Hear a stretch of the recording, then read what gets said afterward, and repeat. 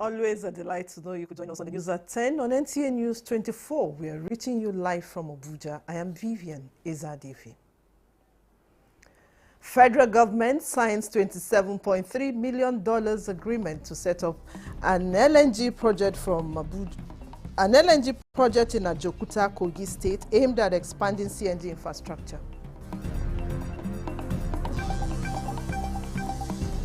Nigerian Navy confirms major successes with a series of raids across Niger Delta targeting crude oil theft and illegal refining activities. Federal government advocates restructuring of entrepreneurial scheme to give room for more job opportunities. How do we cater for this youth? How do we give them opportunity?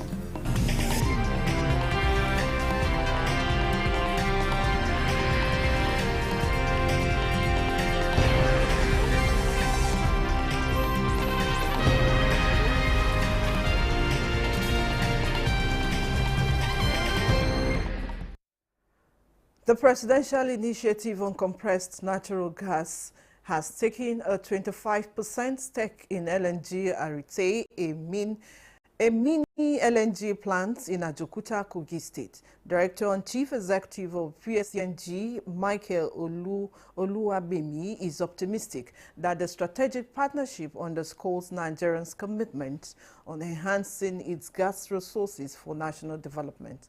Lydia Sampson reports.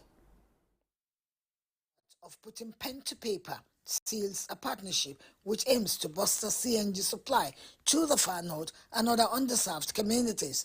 Both partners acknowledge that the investment aligns with President Bola Tinubu and the Presidential Compressed Natural Gas Initiative's goal to promote gas as a cheaper, cleaner alternative energy source for transportation, enhancing energy accessibility and supporting economic growth in remote regions.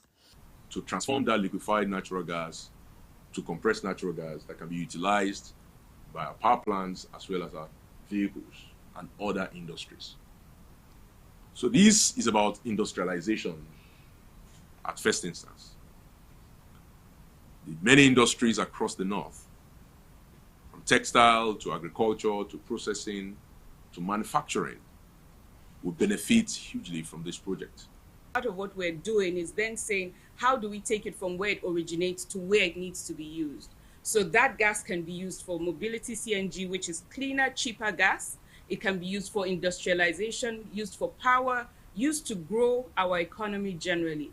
With the partnership setting up a 7 million standard cubic feet per day mini LNG facility in Ajakuta, it can supply the north with gas. It is also an avenue to invite investors to invest in setting up CNG infrastructure, which has been a major challenge in domestic gas supply and utilization in Nigeria, especially in the north. To this effect, optimism is high that these partnerships will help unlock the midstream and downstream gas value chains. In Abuja, Lydia Sampson, NTA News. President Bola Tinubu has approved the appointment of Nasir Naim Abdul Salam as the Managing Director at Ajokuta Steel Company. The appointment takes effect from 3rd April 2025 is in accordance with the provisions of the certain political and judicial office holders' salaries and allowance Act 2008 as amended. Until his appointment, Nasir served as the technical advisor to the Minister of Steel Development, as well as the special assistant academics to the Director General of the National Institute for Legislative and Democratic Studies. President Tinubu taxes the appointee to leverage his wealth of experience in the steel industry in his new assignments in revolutionizing the company to generate important upstream and downstream industrial and economic activities that will position the nation as the industrial hub of Africa in line with the diversification drive of the Renewed Hope agenda. The Nigerian Navy has released its Operation Delta Sanity 2 scorecard for March 2025, outlining multiple discoveries and seizures of illegal refinery sites, stolen crude oil, and illegally refined products.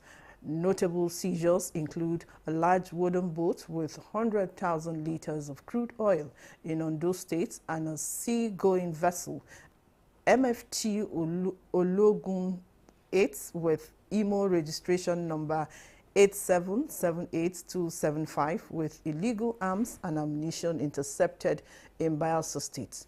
The operation also discovered and deactivated several illegal refinery sites with significant quantities of stolen crude oil and illegally refined products. These discoveries were made in various locations, including Delta, Rivers, and Bayelsa states. The Nigerian Navy also apprehended several suspects linked to crude oil theft and illegal arms possession.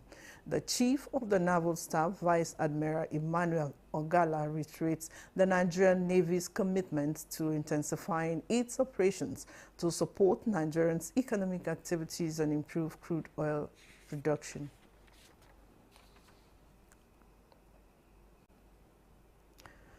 Vice President Kashim Shettima has returned to Abuja following his one-day visit to Senegal, where he represented President Bola Tinubu at the 65th anniversary celebration of Senegal's independence. During his visit to Dakar, Vice President Shettima attended official independence anniversary ceremonies, including a grand parade at the Mamadou Diop Boulevard, presided over by President Bassirou Diomaye Faye.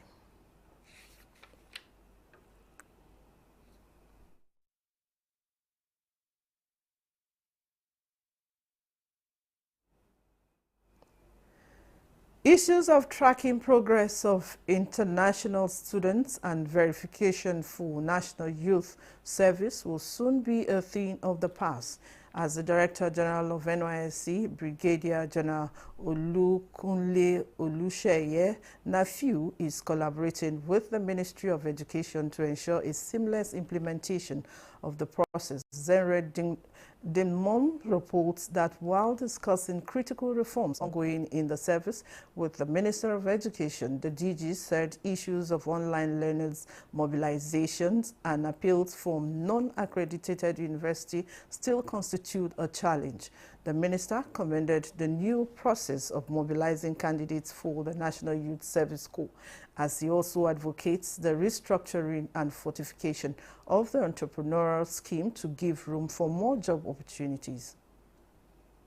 For Nigerian students traveling abroad for their university, for higher education, so that by the time they are going, by the time they are leaving, the ministry holds a database. We help eliminate the issue of maybe fake certificates coming in. We have a unique demography in the world, 220 million people, and guess what? 70% of those people are below the ages of 30 years. So we have the most youthful population in the world. So how do we cater for this youth? How do we give them opportunity?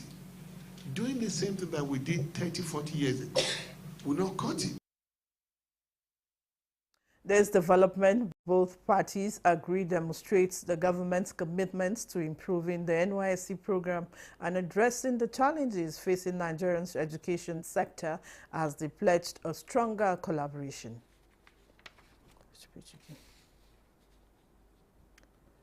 A 23-member council of the Chartered Institute of Electrical and Electronics Engineering of Nigeria, CIEN, has been inaugurated with a charge on the members to fight quackery and ensure professionalism in the engineering profession. Chinonye Nwuye reports that the 23 council members, drawn from 13 bodies, have 2-year tenure. Years, these electrical and electronic engineers say they have had to condone and endure with the pains of substandard delivery provided by incompetent and fake technical hands cutting across the engineering cadre. It is faithfully. This inauguration and oath taking by these council members, in addition to those who joined the meeting virtually, is a call to action to use the force of law and professionalism to fight quackery in the engineering profession. President of the Nigerian Institute of Electrical and Electronics Engineers said the members are drawn from 13 bodies and entities, including COREN, SON, MBTE, NITDA, NCC, NEMSA, etc. We have tolerated quackery and the economic as well as social and health implications. Everyone knew that the solution lied in strict professionalism.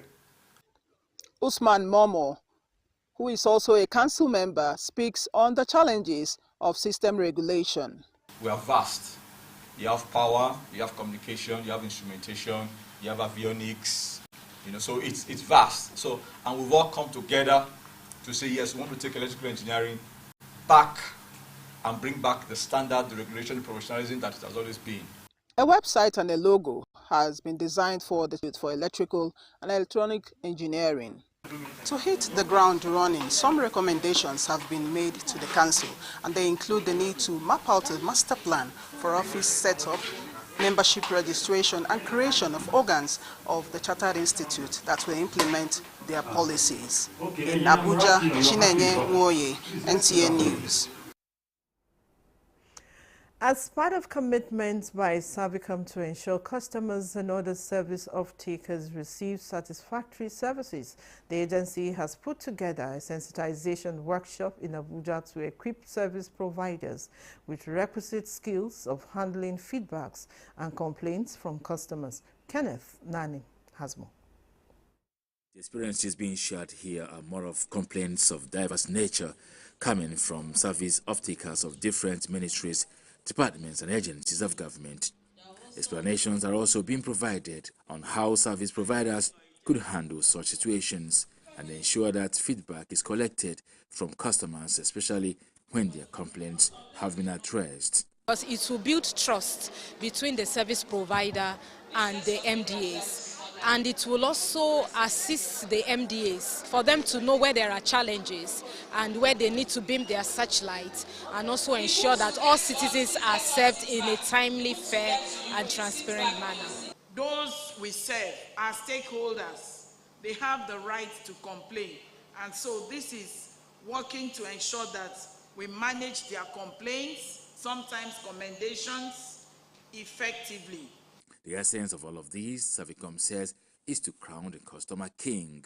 Even when a customer comes with grievances, with anger, the way we patiently treat that customer will help us to deliver service. The best thing is to handle them with care and know that one day we may be in their shoes. It was also an opportunity for Savicom to present the e-feedback portal, the service charter, and launch the grievance redress mechanism and frequently asked questions booklets for appropriate guide for service providers and service off-takers. Kenneth Nanim, NTA News. You're still watching the news at 10 on NTA News 24. More reports after the break. Stay with us. Celebrate Ramadan with Bafi and enjoy up to 40% off on selected products from living room, dining room, bedroom, and royal sets. Pay less, save more, and refresh your home for iftar gatherings and cherished moments with family and friends. Visit our showrooms in Abuja, Lagos, Kano, and Enugu, or shop online to enjoy our exclusive Ramadan sale. Let's make this Ramadan unforgettable.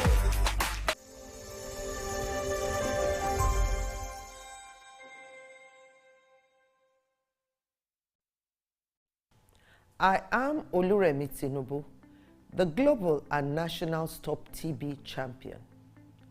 Many people have asked why I've chosen to champion the fight against a disease like tuberculosis. My reason stems from a deep personal experience. I once had a friend who unfortunately fell ill and concealed the nature of his sickness until it was too late. Eventually, after he passed, we discovered he had tuberculosis. Sadly, due to the stigma and discrimination surrounding the disease, he would not speak up or seek for help. His death was a painful reminder that we could have intervened and saved a life if only we had known earlier. Tuberculosis is an airborne disease that primarily affects the lungs, but can also impact other parts of the body. Being airborne means anyone, regardless of their socio-economic status, can contract it. In Nigeria, 1 person dies of TB-related illness every 7 minutes, amounting to 206 deaths every day. Globally, 1 person succumbs to TB every 25 seconds, which is a staggering 3,456 lives lost daily. These deaths are entirely preventable because TB is curable if detected and treated early. If you or someone you know has been coughing for 2 weeks or more, coughing up blood, experiencing night sweats, or losing weight drastically, it might be TB. Please visit the nearest government hospital or primary health care center for proper diagnosis and treatment. TB treatment is free in all government and some private health facilities. Let us also remember not to stigmatize or discriminate against TB patients or those who have been treated for TB. Individuals who have been cured of TB cannot infect others. I call on all stakeholders, especially the private sector, to join us in the fight to end TB in Nigeria. Together, we can make a difference.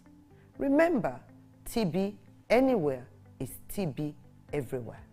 End TB by 2030. Yes, we can.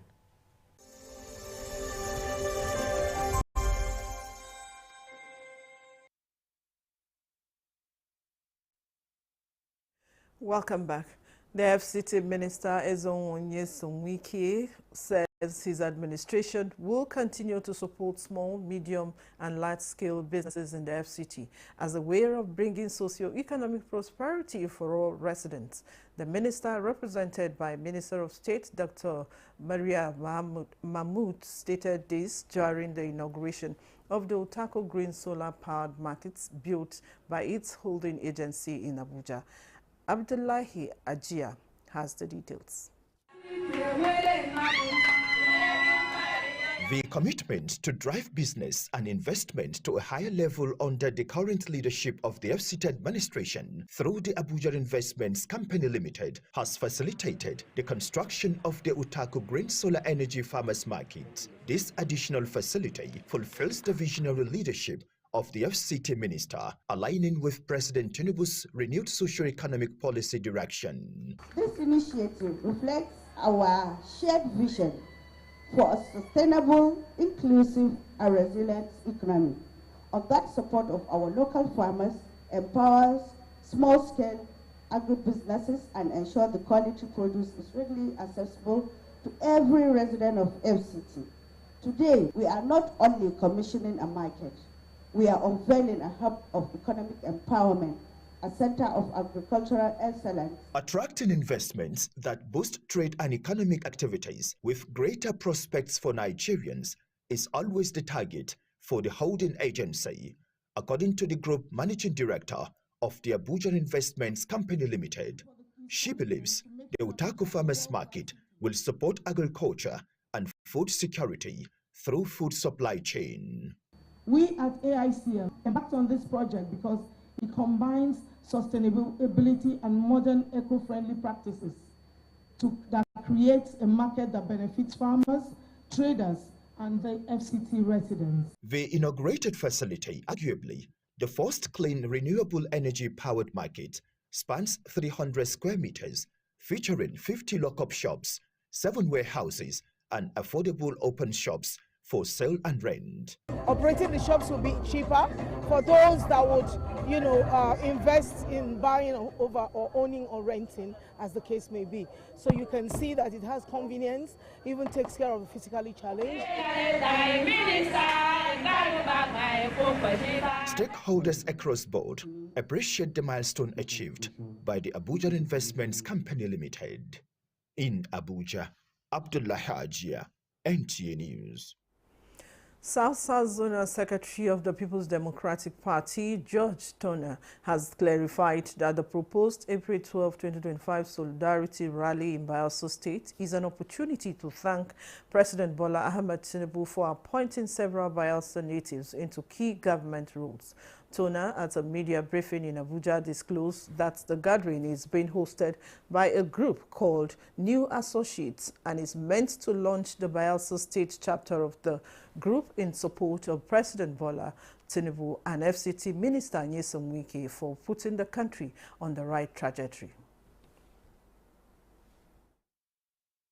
Particularly in appointing our sons and daughters into positions of trust. Of course, you know very recently the head of service was appointed. And now a number of these appointments are facilitated by a friend of Bayelsa and a friend of the job people, which is Minister Nyesom Wike. So while thanking Mr. President, we also say thank you, Wike, for recommending and trusting that this class of persons can contribute in helping Mr. President deliver on his mandate. Emphasized that no plans has been made to invite the minister to the rally. Experts on road safety have linked the rising auto crashes globally to careless attitude of inexperienced and underage drivers. This has left questions about the safety of drivers and other road users unanswered. Oluseye Adiabo finds out the level of national response to ensure only mature and experienced drivers operate vehicles on Nigerian roads and implementation of regulations in checkmating reckless attitudes. Our camera stumbled on this lady, though her real age I don't know, but it is obvious that she is not experienced enough to sit behind the wheel. These are Abdulaziz Abdullahi and Nuruddin Abdulganiu. They are commercial drivers in the Federal Capital Territory and have been using the road for more than 15 years. They tell me how often they come across minors driving within the metropolis. Both from Monday to Saturday, I'm following the road. We are seeing it through. Yes, I'm seeing underage. Oh, yeah, underage people that are driving now, they are more increasing than before. Shegun Ogunbinde, spokesperson of the Federal Road Safety Corps, has a different perspective on what people tag to be underage driving, but admits youths are the major culprits of reckless driving. And that's what we've actually been receiving most time. They will just come and say there are so many underage drivers milling all over the roads and creating so much problems. But when we go out, we see someone that you rated as an underage having his driver's license, and the driver's license wouldn't have been given to him if he's not up to 18. But I would rather request that you put it in a different way by asking why do we have most of our youth being involved in reckless driving, which I would want to say maybe is youthful exuberance. And we can't deny the fact that some of them are also driving under influence of alcohol and drugs.